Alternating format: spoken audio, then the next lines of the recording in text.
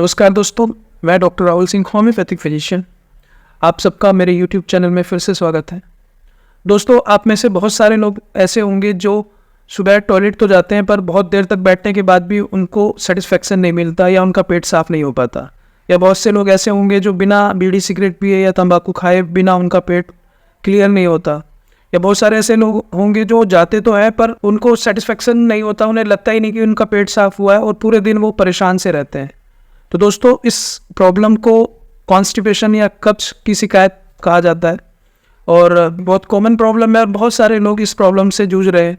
और जो लोग इस प्रॉब्लम से जूझ रहे हैं वो समझ सकते हैं कि अगर पेट साफ़ ना हो तो पूरा दिन कैसे ख़राब हो जाता है, किसी काम में मन नहीं लगता है, आप अपने किसी भी काम को पूरे मन से नहीं कर पाते हैं और हमेशा ऐसा लगता रहता है कि पेट भारी है और उसकी वजह से गैस बनती है, बदहज़मी होती है और किसी किसी को कई बार जाना पड़ता है पर उसके बावजूद भी पेट साफ़ नहीं हो पाता।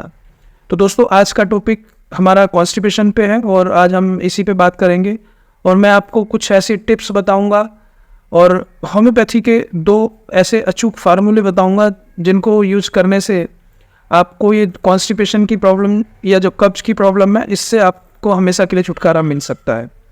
तो अंत तक इस वीडियो में मेरे साथ बने रहें और अगर अभी तक आपने मेरा चैनल सब्सक्राइब नहीं किया है तो वीडियो को लाइक करें, चैनल को सब्सक्राइब करें और नीचे जो बेल आइकन दिया हुआ है उसको प्रेस करें जिससे कि आगे आने वाले जो होम्योपैथी और हेल्थ से रिलेटेड वीडियो मैं बनाऊंगा उनका नोटिफिकेशन आपको मिलता रहे।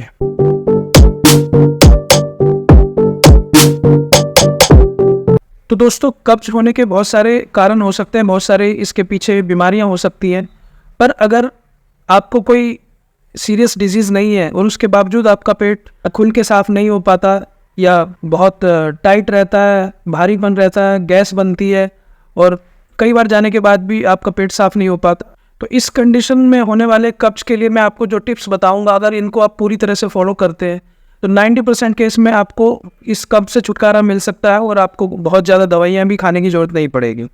तो दोस्तों, सबसे पहले है स्टे हाइड्रेटेड। हम सभी को पता है पानी हमारे जीवन में कितना उपयोगी है।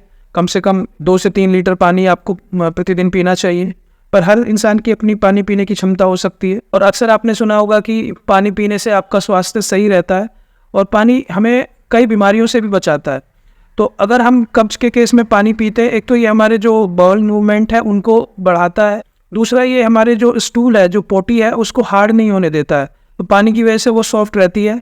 कई बार हार्डनेस होने की वजह से भी हमें कब्ज हो जाता है और मोशन क्लियर नहीं हो पाते और ज़्यादा हार्ड पोटी की वजह से पाइल्स, फिशर जैसी बीमारियां होने का भी खतरा रहता है। तो पानी पीने से आपकी जो पोटी है, आपका जो स्टूल है वो सॉफ्ट होता है और ईजिली वो पास आउट हो जाता है।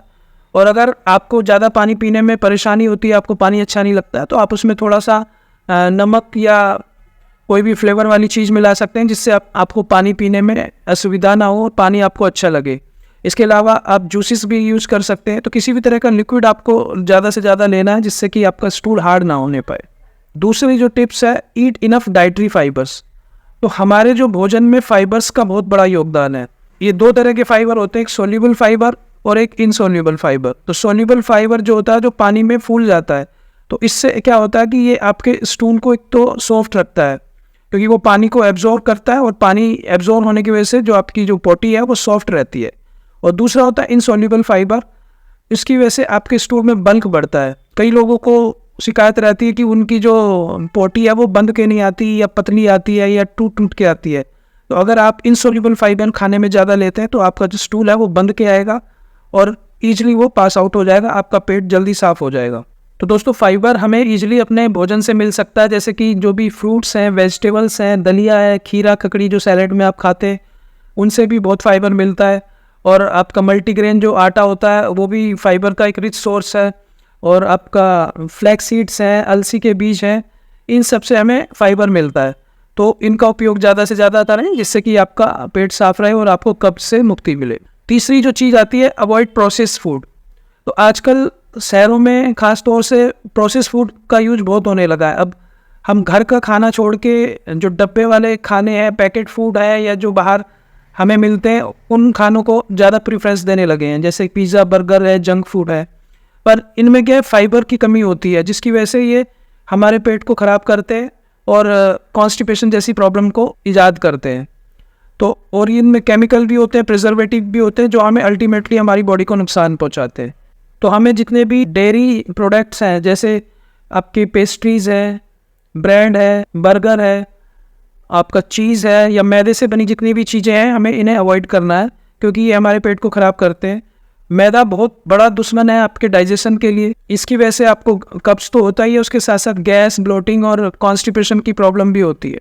तो इसमें आपको एक तो सबसे पहले जो ये पैकेट आटा है वो यूज़ नहीं करने हैं, क्योंकि वो आटे के नाम पे मैदा ही होता है। तो बेस्ट है कि चक्की से जो पिसा हुआ आटा है आप उसको यूज़ करें, और उसको भी बिना छाने बनाएं, क्योंकि जो छानने के बाद जो चोकर होता है वो एक फाइबर का रिच सोर्स होता है। बहुत सारे लोग उसको फेंक देते हैं और जो आटा बचता है वो मैदा ही बन जाता है। तो हमें फाइबर से जो रिच आटा है वो यूज करना है। आप मल्टीग्रेन आटा भी यूज कर सकते हैं, जिसमें 4-5 चीज़ें जैसे बाजरा है, ज्वार है, मक्का है, ये मिला के भी यूज कर सकते हैं। तो ये भी आपको कॉन्स्टिपेशन से राहत दिलाएगा, आपके पेट को, आपके डाइजेशन को सही रखने में हेल्प करेगा। चौथी टिप्स ये है कि अगर आपको कब्ज बहुत ज़्यादा रहता है, बहुत ज़्यादा आपको कब्ज की शिकायत है, तो आप एक कैस्टर ऑयल या अरंडी के तेल को भी यूज़ कर सकते हैं। ये एक ओल्ड स्कूल रेमेडी है, पुराने टाइम से ही अरंडी का तेल कब्ज को ठीक करने के लिए या पेट को साफ करने के लिए दिया जाता था।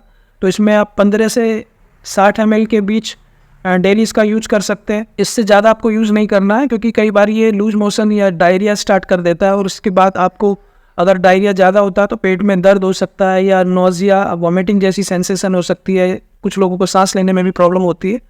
तो इसको बड़ी सावधानी से यूज करना, और अगर आपको ये सूट नहीं कर रहा है तो आप इसको इस्तेमाल ना करें। उसके बाद जो 5th टिप है वो है एक्सरसाइज रेगुलरली। तो दोस्तों, हम सबको पता है कि एक्सरसाइज या व्यायाम हमारे जीवन में उसका कितना महत्वपूर्ण योगदान है।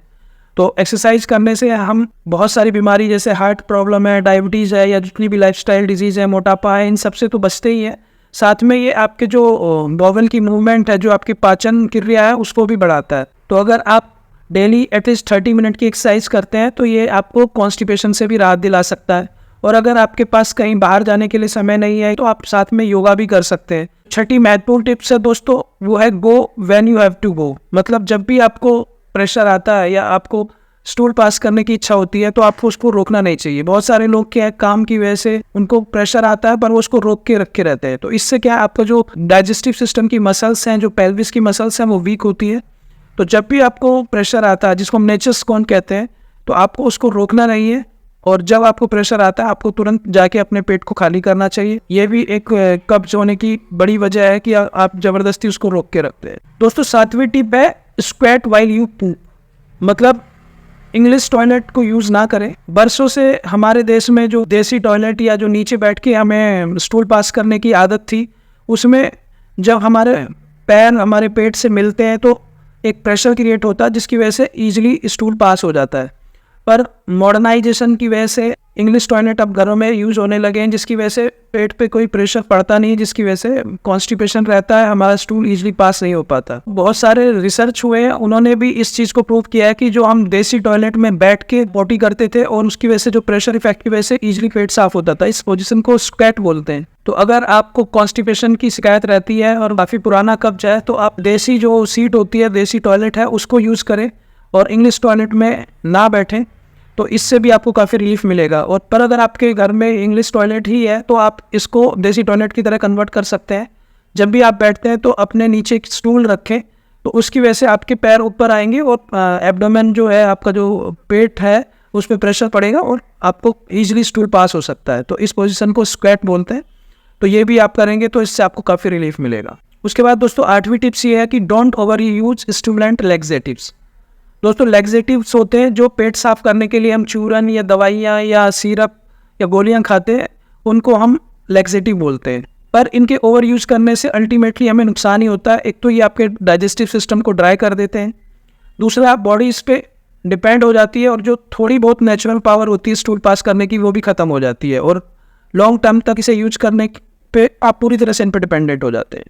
अगर आपको बहुत ज़्यादा कब्ज की शिकायत रहती है और गोलियों या चूरन के बिना आपका काम नहीं चलता है, तो आप इन्हें यूज करें, पर डेली यूज ना करें। हफ्ते में 2-3 बार यूज करें या 1 या 2 दिन छोड़ के यूज करें और धीरे धीरे उनकी क्वांटिटी कम करने की कोशिश करें। अगर आप पूरी तरह से इन पर डिपेंड हो जाएंगे तो आप इनके बिना काम नहीं चलेगा और आगे फिर इनकी डोज बढ़ाते ही रहनी पड़ेगी और उस एक से स्ट्रॉन्ग से दूसरा स्ट्रॉन्ग लैक्सेटिव आपको यूज़ करना पड़ेगा। अगर आपको कब्ज की वजह से किसी भी तरह की प्रॉब्लम होती है, जैसे आपके रेक्टम से या एनस से ब्लीडिंग होती है, या पोटी करते समय ब्लड आता है, या पेट में दर्द होता है, या जलन होती है, या लोअर बैक में दर्द होता है, या वॉमिटिंग या फीवर जैसी प्रॉब्लम आती है, तो आप इसको लाइटली ना लें और तुरंत अपने डॉक्टर से संपर्क करें। दोस्तों, ये तो कुछ टिप्स थी जिन्हें आप बिना मेडिसिन के यूज करके अपने आप को ठीक कर सकते हैं, अपनी कब्ज की शिकायत को दूर कर सकते हैं। पर अगर इन सबको करने के बाद भी आपको रिलीफ नहीं मिलता है, तो मैं आपको यहाँ 2 ऐसे होम्योपैथिक फार्मूले बताऊँगा जो आपकी कब्ज को हमेशा के लिए ठीक कर देंगे। तो सबसे पहले 2 मेडिसिन का मिक्सचर है, चैलिडोनियम मदर टिंचर और कार्डस मैरियनस मदर टिंचर। तो दोनों की 10-10 ड्रॉप्स आपको लेनी है और आधे कप गुनगुने पानी में, मतलब चैलिडोनियम मदर टिंचर की 8 से 10 बूंद और कार्डस मैरियनस मदर टिंचर की 8 से 10 बूंद आधे कप गुनगुने पानी में लें। और खाना खाने के बाद दिन में 3 बार, सुबह दोपहर शाम, खाना खाने के बाद आधे कप गर्म पानी में डाल के इसको डेली यूज़ करें। तो ये आपके लीवर और डाइजेस्टिव सिस्टम को तो ठीक करेगा ही, आपको कब्ज गैस से भी मुक्ति दिलाएगा।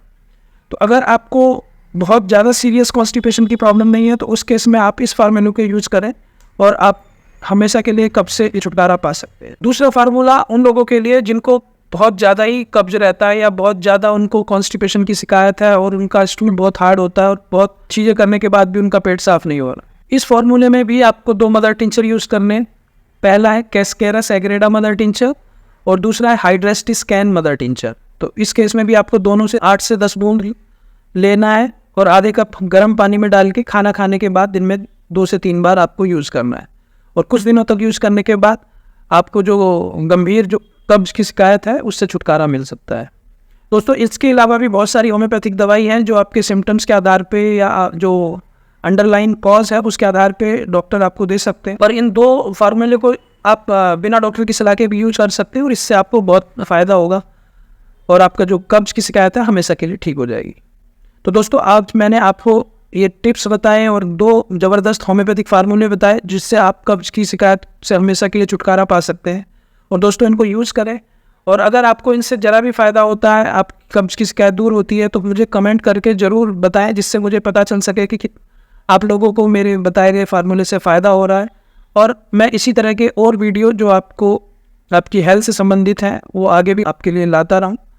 तो दोस्तों, इसी आशा के साथ कि इस वीडियो में दी गई जानकारी से आपको फ़ायदा होगा, तो इस वीडियो को लाइक करें, जिन लोगों को इनकी ज़रूरत है उनके साथ शेयर करें, और अगर चैनल आपने सब्सक्राइब नहीं किया तो चैनल को सब्सक्राइब करें, बेल आइकन प्रेस करें जिससे कि आगे आने वाले वीडियो का नोटिफिकेशन भी आपको मिलता रहे। धन्यवाद।